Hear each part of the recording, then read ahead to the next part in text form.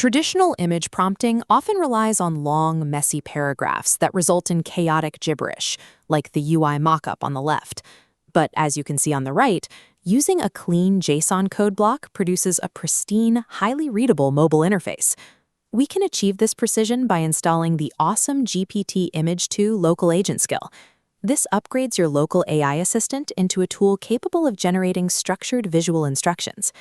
Before you begin the installation, you will need a system running Node.js version 18 or higher and an active local AI coding agent, like Cursor or Claude Code. Making this shift allows you to move away from ad hoc art generation and treat the process as a series of repeatable, structured steps. To start, open your terminal to begin the primary installation path.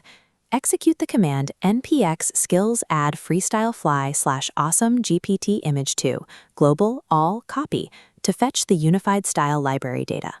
The script scans your local system for hidden directories used by Claude, Codex, and other AI agents, writing the required JSON manifests and execution logic directly into them.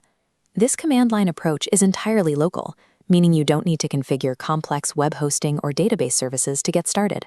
Your local agent now has access to the specialized style library it needs to follow structural visual rules. Even though the terminal shows the installation is complete, there is one critical step remaining. If you try to use the skill right now, you will likely see a skill not found error. This happens because AI agents read their skills directory into memory only when they first start up. They won't see the new files while the session is already active. You must completely terminate your active agent session and start a fresh one to force the agent to ingest the new files from your local drive.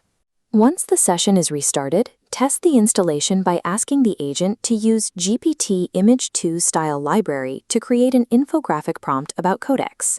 The agent will map your intent to the library's data, ignoring vague descriptions to instead use the rigid taxonomy you just installed.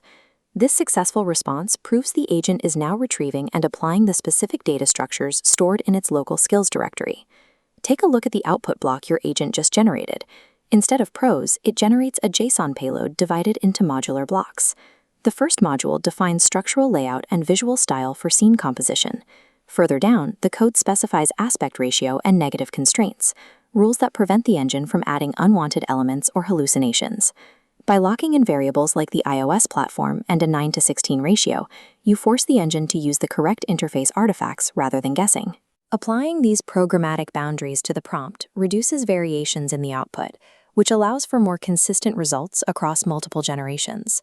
You now have a structured prompt schema built directly from the library's dataset. You can take this JSON payload and feed it directly into the GPT Image 2 engine or an API backend to generate your final images. To scale this for a team, you can deploy the full awesome GPT Image 2 web platform, which uses Vercel and Supabase to manage these generations in a cloud environment. Mastering this local agent workflow allows you to generate visual outputs that follow defined technical rules every time you run a prompt.